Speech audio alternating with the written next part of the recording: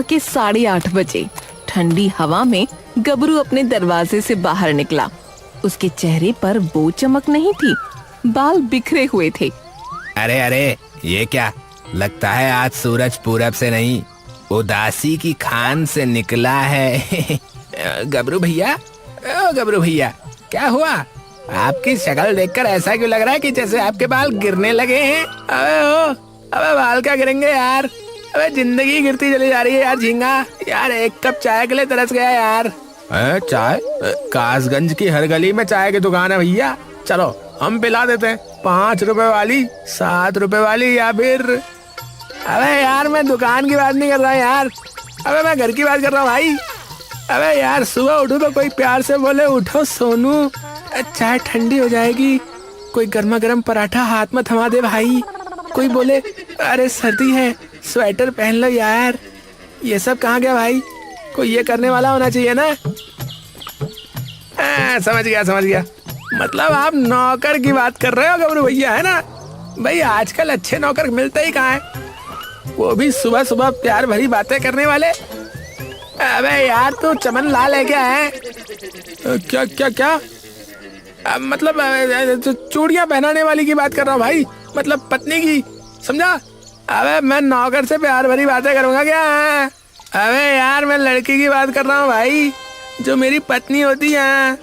वो जो होती है ना, प्यार दुलार झिड़की थप्पड़ सब मिक्स पैकेज भाई।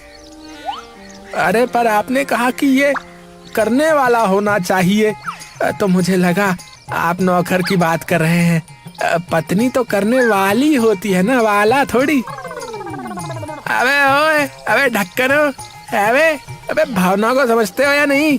अबे मुझे चाय से प्यार जताने वाली चाहिए है, एक ऐसी साथी जो मेरी सुबह की उदासी को कासगंज के 5 रुपए वाले समोसे की तरह कुरकुरा कर दे भाई। भैया आपकी बातें सुन के तो ऐसा लग रहा है कि आपने किसी रोमांटिक फिल्म का ओवरडोज ले लिया है। सही बात भैया, सही बात। भैया को वो हो रहा है, वो जो शहरी लोग बोलते हैं फोमो।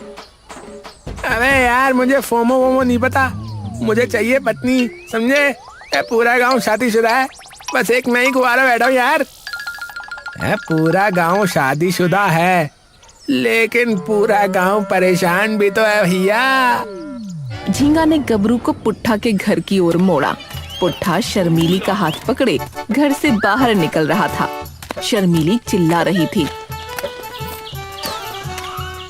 छूट, तू पराई औरत लगती है। मेरी पत्नी तो भूल गया कौन है, पर तू नहीं है। चल बाहर निकल, चल। अरे ये भुलक्कड़ फिर से भूल गया। ठीक है, अगर पत्नी याद नहीं तो पत्नी का जादू याद करा देती हूँ। ये कहते ही शर्मीली ने दरवाजे के पास खड़ी झाड़ू उठा ली और पुट्ठा पर बरस पड़ी। झाड़ू के हर वार के साथ वो चिल्लाती, याद आया, मैं हूँ पत्नी, वो भी तुम्हारी निजी शर्मीली। अच्छा अब याद आ रहा है, शायद तू ही है। बस रुक जा। अरे पराई औरत रुक जा।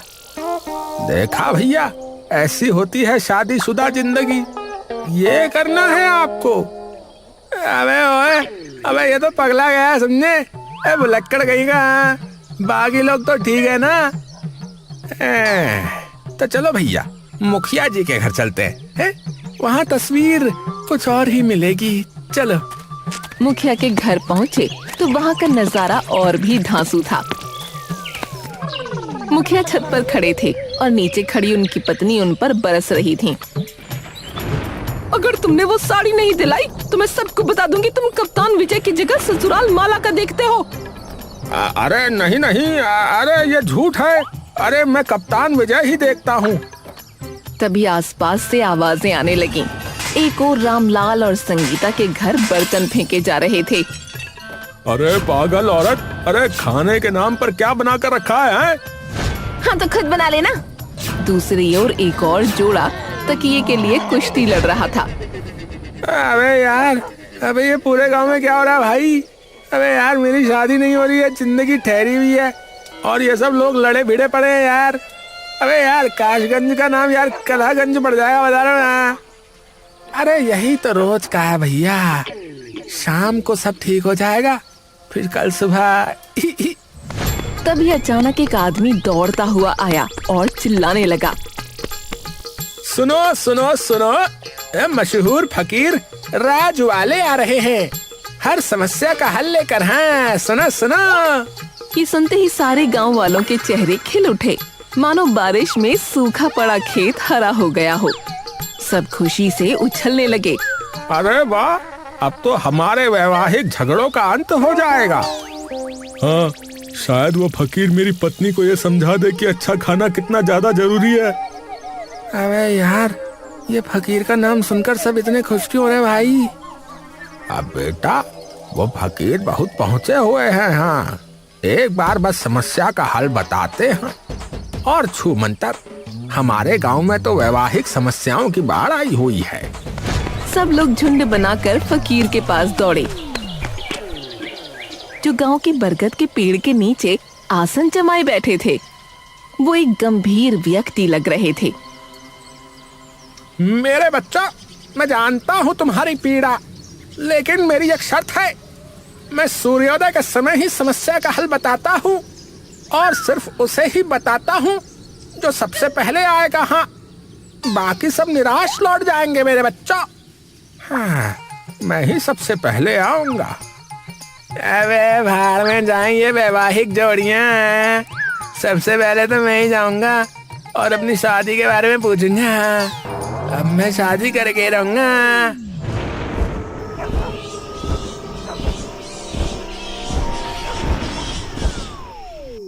अब नई होड़ लग गई कि कौन सबसे पहले पहुंचेगा। रात को कोई सोने को तैयार नहीं था। कहीं नींद आ गई और फकीर के पास नहीं जा पाए तो। पर धीरे धीरे सबकी आंख लग गई, यहाँ तक कि गबरू की भी। और जिस पुट्ठा को कोई मतलब नहीं था, वो पड़ा सो रहा था। वहीं अचानक आधी रात को पुट्ठा उठ बैठा।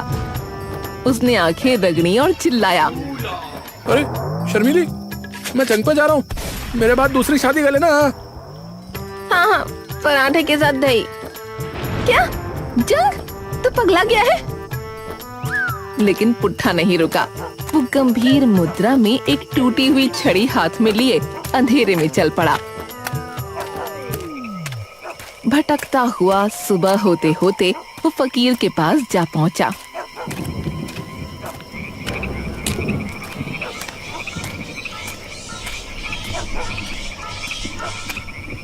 फकीर ने आंखें खोली। अरे तू सबसे पहले आया, बोल क्या परेशानी है, बोल। परेशानी तो वही है, कल रात वाली। याद ही नहीं आ रहा क्या है, पर बहुत बढ़िया। समझ गया समझ गया। अच्छा, तू शादीशुदा जोड़ों की बात कर रहा है। ठीक है ठीक है। फकीर ने पुट्ठा को अपने पास बुलाया और उसके कान में कुछ फुसफुसाया। राज कहा जा चुका था। इतने में पीछे पीछे सारे गांव वाले आंख मलते हुए वहां आ धमके। अरे पुट्ठा, अरे फकीर ने क्या बताया? अरे बता। चुप रहो। अरे हमें बता, हम तेरे दोस्त है ना, हम तेरे दोस्त है ना, बता ना। चुप रहो। पुट्ठा, मैं तेरी पत्नी हूँ। चुप रहो। सबको गुस्सा आने लगा। उन्होंने फकीर से गुहार लगाई।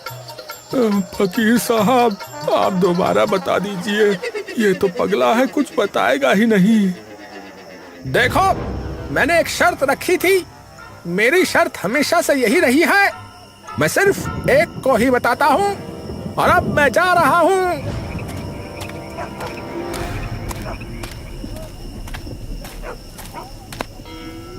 फकीर चले गए और सबने फिर पुट्ठा को घेर लिया।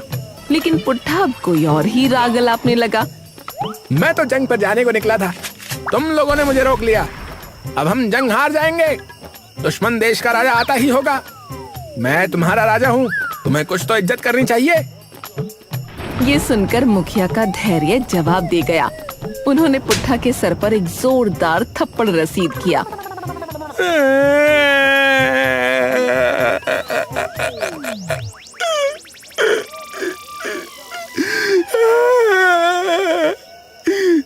तुमने मुझे मारा। बताऊंगा।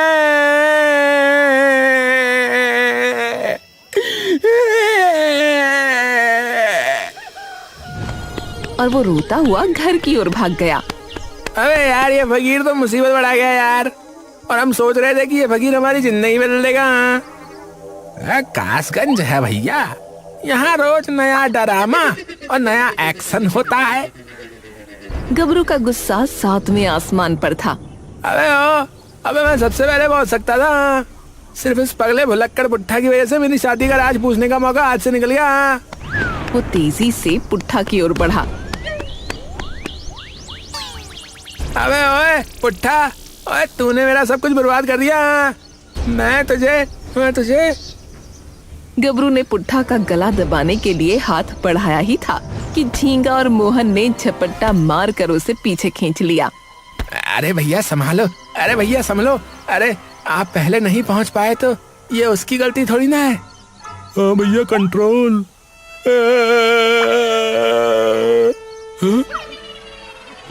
बेटा, मेरा बेटा गबरू, क्या जमाना आ गया है। बेटे बाप पर हाथ उठाते हैं। हाय राम। अबे बेटा किसे कह रहा है? अबे मैं तेरा बेटा। अबे छोड़ मुझे। तभी मुखिया वहां पहुंचे।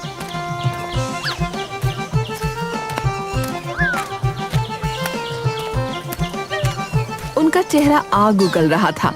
उन्होंने पुट्ठा को कॉलर से पकड़ा और उसे हिलाया मानो नारियल से पानी निकाल रहे हों। अरे ओ भूलनाथ, अगर तुझे पता ही चल गया था तो कम से कम हमें तो बता देता। अब फिर भूल कर बैठा हुआ है, हैं? अरे तेरी याददाश्त कासगंज की उस बस की तरह है जो कभी समय पर नहीं आती। मुखिया जी, गुस्से से कुछ नहीं होगा। हमें उससे वो बात निकलवानी होगी। वो राज सिर्फ इसे पता है। आराम से पेश आइए। शर्मीली सही कह रही है। हमें संयम से काम लेना होगा। ऐसा कोई तरीका सोचो जिससे इसकी याददाश्त वापस आ जाए। हाँ। अच्छा, याददाश्त के लिए सबसे अच्छे बादाम होते हैं। मैं बादाम लेकर आता हूँ। मुखिया जी तेजी से अपने घर की ओर भागे। पूरा गांव हैरान था। कासगंज का सबसे कंजूस इंसान, जो किसी को मुफ्त में पानी भी नहीं देता था, आज बादाम ला रहा था। ये चमत्कार से कम नहीं था। वो एक छोटी सी पोटली लेकर लौटे। लो राजा साहब, लो खाओ, दिमाग तेज होगा। फिर राज बताओ कि फकीर ने क्या कहा है। बादाम देखकर बाकी लोगों के मुंह में भी पानी आ गया। रामलाल ने धीरे से हाथ बढ़ाया ही था कि मुखिया ने उसके हाथ पर जोरदार थप्पड़ जड़ दिया। तू छू मत, ये पुट्ठा के लिए है।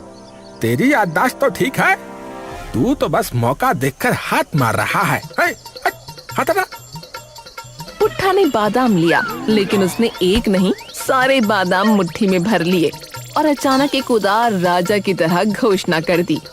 मेरी प्रजा, तुम सब बहुत प्यारे हो। लो ये बादाम बांटो, हर एक को एक। वो बादाम हवा में उछलने लगा। अरे रुक जा, अरे नहीं, अरे ये याददाश्त के लिए है कमबख्त, दान के लिए नहीं। ओए, अबे इन गरीबों को मत दे।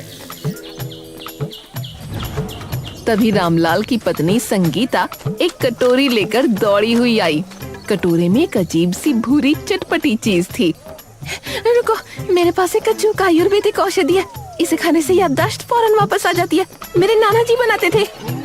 अरे वाह रंभा, आखिर तुम देवों से अमृत छीन लाई। लाओ, मुझे पिला दो। बिना किसी को रोकने का मौका दिए पुट्ठा ने वो पूरी कटोरी औषधि एक झटके में अपने मुंह में उड़ेल ली। सब सांस रोके देखते रहे। एक पल, दो पल, फिर अचानक पुट्ठा की आंखें चौड़ी हुईं। उसका शरीर कांपा और वो जमीन पर गिरकर लौटने लगा, मानो उस पर बिजली सी गिर गई हो। अरे अरे ये क्या हुआ? अरे भैया ये क्या हो गया? अरे पागल औरत, ये याददाश्त की दवा नहीं थी, ये तो एनर्जी टॉनिक थी जो तुम मुझे खेत पर काम करने से पहले पिलाती है। इसमें 10 नींबू, 5 अंडे और 1 कप कॉफी मिली होती है। हाँ, अब इस पुट्ठे में इतनी एनर्जी आ गई है, अब इसका क्या करेगा ये? और फिर पुट्ठा उछला और बिना किसी दिशा के पागलों की तरह भागना शुरू कर दिया।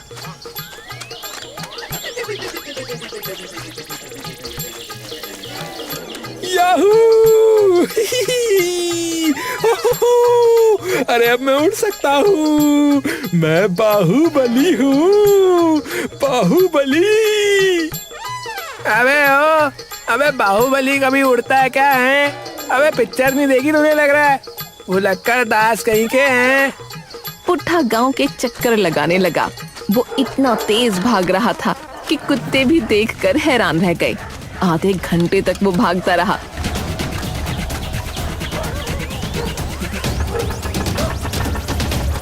आखिरकार थक कर एक गोबर के ढेर पर जा गिरा। गबरू ये सब देख रहा था। उसका गुस्सा और बढ़ गया। अबे यार क्या करूं, इसको बांध दूं क्या, या फिर इसके कान में मोम डाल दूं, या फिर कासगन छोड़ दूं? अबे क्या करूं बे? तभी शर्मीली ने धीरे से पुट्ठा के पास जाकर उसका सर अपनी गोद में रख लिया। उसकी आवाज में प्यार और थकान दोनों थे। पुट्ठा, जरा दिमाग पर जोर डालो ना। सुबह फकीर ने तुम्हारे कान में क्या कहा था, बस इतना ही बता दो। चुप रहो और मुझे सोने दो। और इतना कहते ही पुट्ठा गहरी नींद में सो गया, ठीक उसी तरह जैसे गोबर के ढेर पर कोई शाही बिस्तर हो। सब हताश हो गए। तभी गबरू ने ऊंची आवाज में चिल्लाकर सबका ध्यान खींचा। उसकी आंखों में एक नया जुनून था। अबे यार, अबे अब कुछ नहीं हो सकता यार। अबे हमें उस फकीर को दोबारा लाना होगा यार। लेकिन वो दोबारा नहीं आते हैं। अबे यार हमें नामुमकिन को मुमकिन बनाना होगा, समझे? वो जरूर आएंगे यहाँ, और इस बार मैं उनके पास सबसे पहले पहुंचूंगा। ये बात सही है, पुट्ठा से तो कुछ निकलने वाला नहीं। ठीक है, हम फकीर को ढूंढते हैं। सबने पुट्ठा का पीछा छोड़ दिया। मुखिया ने अपने आदमी आसपास के गांवों में भेजे फकीर की तलाश में। आखिरकार कुछ दिन बाद खबर आई, फकीर राज वाले फिर से आ रहे हैं। अबे यार इस बार देखना मैं सबसे पहले पहुंचूंगा, और अगर नहीं पहुंचा ना तो फिर मैं कभी शादी नहीं करूंगा। ताशगंज की गलियों में अकेला ही घूमता रहूंगा, बिल्कुल उस आवारा कुत्ते की तरह जिसे कोई पूछता नहीं है। फकीर उसी शाम आ पहुंचे। सब सूर्योदय का इंतजार करने लगे।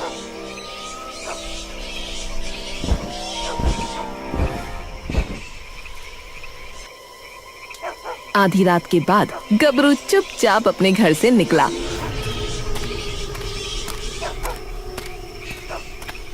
तभी पीछे से आवाज आई। अरे बेटा, मेरी बेटी को छोड़कर मत जाओ, उसे अपना लो, मैं तुम्हें दहेज दूंगा। 1 नई झाड़ू, 2 बाल्टियां और मेरी पुरानी चप्पल। अरे ओ बुट्ठा भैया, अबे फकीर के पास मत पहुंच जाना।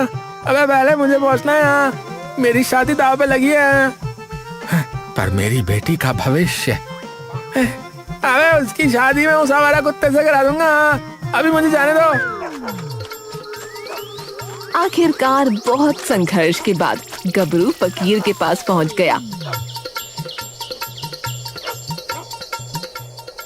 उसने सांस रोककर सबसे पहले अपनी शादी के बारे में पूछा। महाराज मेरी शादी कब होगी? उन्होंने अपनी आंखें मूंदी, फिर खोली।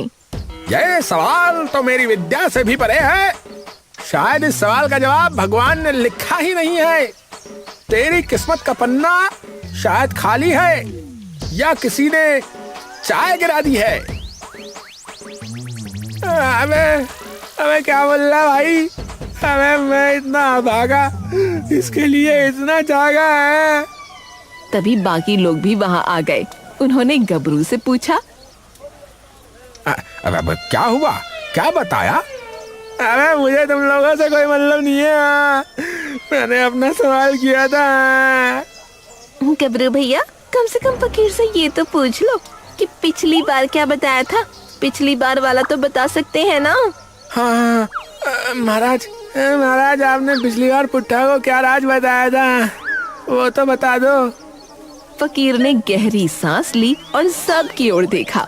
मैंने उससे कहा था कि चुप रहो। चुप रहो? चुप रहो? क्या कहा? चुप रहो? हाँ, चुप रहोगे तो तुम्हारी पत्नी तुमसे गुस्सा नहीं होगी, नाराज नहीं होगी और लड़ाइयाँ नहीं होंगी। लड़ाई तो बोलने से ही होती है ना। अगर चुप रहोगे तो लड़ाई होगी ही नहीं। सुनने की आदत डालो, बोलने की नहीं। अब सबको समझ आ गया कि पुट्ठा ने चुप रहो क्यों कहा था। हे भगवान, ये क्या हो गया? पुट्ठा जो कह रहा था चुप रहो, वो गलत नहीं बोल रहा था। अरे तो ये नहीं बोल सकता था कि फकीर ने कहा है चुप रहो, हैं? अरे शर्मीली, मैं तेरे पति को मार डालूंगा, बता रहा हूँ। अबे ओ, अब तो चुप रहो ना, अब पुट्ठा का राज खुल तो गया ना। सभी लोग सुनो, किसी भी रिश्ते को निभाने के लिए चुप रहना बहुत आवश्यक होता है। लड़ते रहोगे तो कभी लड़ाई खत्म ही नहीं होगी। थोड़ा शांत रहो, सुनो और चुप्पी साध लो। यही असली राज है। सबको अपना हल मिल गया। सब वापस जाने लगे, लेकिन गबरू अभी भी वहीं खड़ा था। उसकी आंखों में निराशा थी। पर महाराज, मेरी किस्मत में कोई ये नहीं है। भगवान ने किसी को लिखा के नहीं महाराज। फकीर ये सुनते ही दम दबाकर भाग निकला और गबरू रोने लगा।